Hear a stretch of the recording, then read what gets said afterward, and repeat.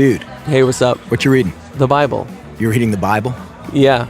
Dude, why are you reading the Bible? For class? No, I just... Okay, so you're just reading the Bible. You're just sitting here in a coffee shop in the 21st century using state-of-the-art technology to read ancient myths for no reason whatsoever. Well... Tell me something. Are you one of those super religious people who thinks Jesus actually rose from the dead?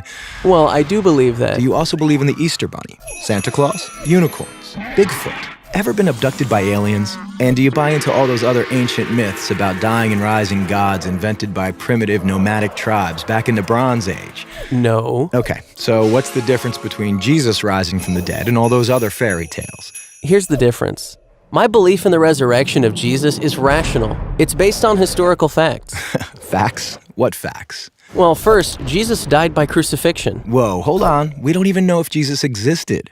Why should I believe your facts? Well, because the 5 facts I'm going to give you are backed by so much historical evidence that most professional critical scholars who study the subject accept them as true. That includes skeptical atheist scholars. Okay, so Jesus was a guy who actually existed and then got himself killed. So what? That's the first fact.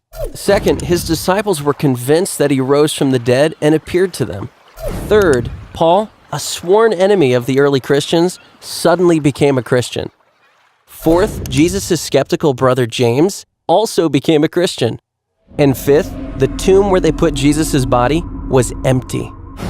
And those are well-established historical facts. Right, but you can't just leave it there. These facts demand an explanation. Otherwise, you've got a big hole in human history.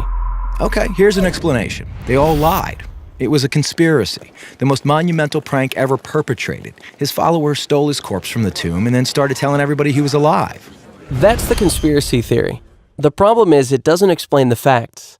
How do a few spineless fishermen, cringing in fear for their lives, subdue a bunch of well-armed, professional Roman guards, roll away a 2-ton stone, steal a body, then hide it from a city swarming with people trying to find it? And why would they do it?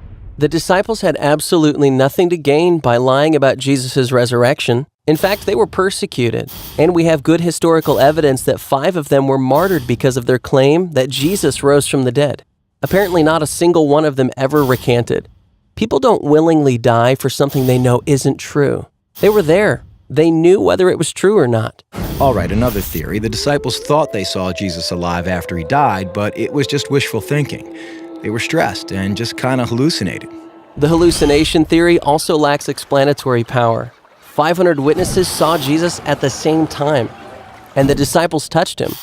Psychologists have shown that hallucinations don't work like that, nor does this explain the empty tomb. Okay, look, maybe there's some other explanation, but the bottom line is dead people stay dead. Rising from the dead would be a supernatural event, a miracle, and science has proven that miracles don't happen. Oh, really? When did that happen? I don't know. I just kind of heard it somewhere. Science has not disproven miracles. In fact, that would be impossible. Why? Science deals exclusively with natural phenomena, physical matter and material processes, right?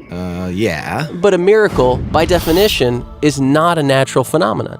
It's supernatural. So So a supernatural event would lie outside the boundaries of science.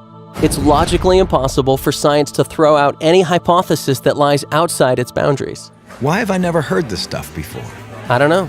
Maybe because it's scary? Scary. Yeah.